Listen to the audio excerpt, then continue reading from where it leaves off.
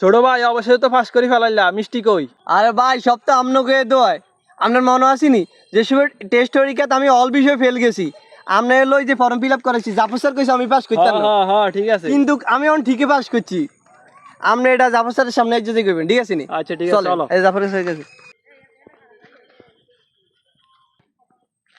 ভাই, ওরও জাফর স্যার। কি রে জাফরিয়া, কি অবস্থা তোর? এই তো আছি আলহামদুলিল্লাহ ভালো। তুই অনদে এলাকার মধ্যে লাফাঙ্গার মতো ঘুরস পোলা আইন লই। আরে বেটা, কি লাফাঙ্কার মতো চলি? ব্যবসা বুঝস? তুই তো করস কদুর মাস্টারি, তুই ব্যবসার কি বুঝবি? আর এটা হচ্ছে আমার ছোট ভাই। বেটা এটা নি ব্যবসা, আগে আজ জায়গা তাই খাড়া। আর তুমি নি আহারে পাস করছো নি, রেজাল্ট তো দিছে।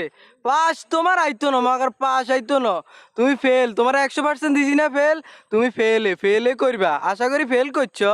বুঝতাম হাইছি, আচ্ছা ঠিক আছে, ওই যে লাফাঙ্গা লাও ঘুরো তো বুঝতাম হাইছি। ভাই শুনছেন নি স্যার এটা কি কইলো?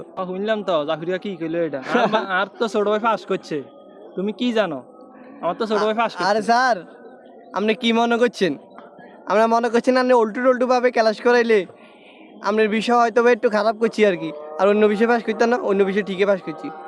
সব বিষয়ে প্লাস আইছি, আপনার বিষয় আইছি ডি ডি ডি। আমরা টল্টু, আমরা টল্টুর মতো ক্লাস করেছেন না ভাই? তুই হলাগা আমার ছোট ভাইরে যদি সুন্দর করে ক্লাস করতে হিজাই এই বিষয়ে প্লাস আইতো, ব্যাক বিষয়ে প্লাস আইতো, তোল্লাই হিজাই প্লাস গা রেজাল্ট গা নষ্ট হয়েছে। তুই হলা ভাইয়ের তোর কিছু শিখেন শিখেন শিখেন, কয়দিন পরে রাজনীতিতে আইতেছি। তুই কি মনে করছস? তুই এই বকাটের লগে আন্ডি আরে কস টলটু। তুই শয়সাই অজরে জড়ি যাবি, এই ফাতি নেতার লগে আনস না, এভাবে দিন যাইতো না।